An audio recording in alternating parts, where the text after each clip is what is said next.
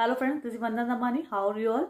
आज मैं आपके साथ शेयर करूंगी कि प्राणायाम के कौन से ऐसे मुख्य स्टेप्स हैं, कौन से ऐसे इंपॉर्टेंट स्टेप्स हैं जिनको हमें फॉलो करना ही यदि हम प्राणायाम करते हैं। सबसे पहला है पूरक, फिर कुंभक, फिर रेचक और फिर क्या है बाह्य कुंभक, और एक होता है अंतः कुंभक। तो सबसे पहले हम पूरक करेंगे, मतलब सांस लेना। कुंभक या अंतः कुंभक मतलब सांस को अंदर रोकना। फिर रेचक मतलब सांस को छोड़ना। और सांस को छोड़ने के बाद जब हम ना सांस लेते हैं ना सांस छोड़ते हैं, उसको हम बोलते हैं बाह्य कुंभक। तो कितने स्टेप हो गए एक प्राणायाम में। सबसे पहले हो गया पूरक, फिर सांस को अंदर रोकना, क्या हो गया अंत्य कुंभक। फिर सांस को बाहर छोड़ना हो गया रेचक। और बाहर छोड़ने के बाद सांस को रोकना, जब तक रोकना कि जब तक हमें ऐसा ना लगे कि अब हम बिना सांस के नहीं रह सकते, इसे कहते हैं बाह्य कुंभक।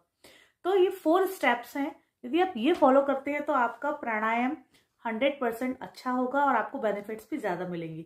लेकिन ये ऐसा नहीं होगा कि आपने आज ही प्राणायाम स्टार्ट करना कर, आज से ही आपने शुरुआत करी प्राणायाम की और आज ही आप बहुत देर तक सांस रोकने लग गए और बाहर छोड़ने के बाद फिर सांस रोकने लग गए। ये सब एक ही दिन में पॉसिबल नहीं होता है, ये धीरे धीरे प्रैक्टिस करने से होता है। जब हम पहले शुरुआत में 8-10 दिन नॉर्मल ब्रीथिंग प्रैक्टिस करें, मतलब डीप इनहेलेशन करें, 4 सेकंड में सांस लें, 4 सेकंड में सांस छोड़ें। जब आप 10-15 दिन की प्रैक्टिस कर लें, फिर उसके बाद आप सांस को रोकने का अभ्यास करें। अंदर 4 सेकंड में सांस लें, 4 सेकंड में सांस छोड़ें और सांस रोके अंदर, और 8 सेकंड में सांस को बाहर छोड़ें। मतलब जितने सेकंड में आप अंदर ले रहे हो उससे दुगने रेशो में आपको सांस छोड़नी है, और जितने सेकंड में आप अंदर ले रहे हो उससे चौगुना आपको शरीर के अंदर रोकना है। तो इसको आप 15 दिन जब आप डीप ब्रीथ की प्रैक्टिस करना, उसके बाद आप सांस को रोकने का अभ्यास करें। फिर इसका प्रैक्टिस भी आप 15-20 दिन करिए।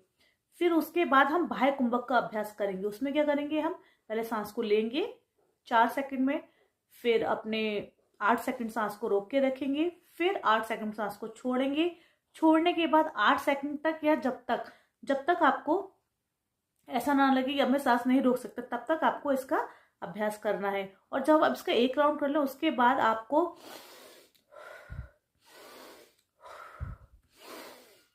3 बार इस तरह से डीप ब्रीथ करना है। ठीक है, तो ये होता है प्राणायाम के मुख्य स्टेप्स, इंपॉर्टेंट स्टेप, जिनके बिना यदि आप प्राणायाम करते हैं तो आपको फायदा तो मिलेगा पर इतना फायदा नहीं मिलेगा।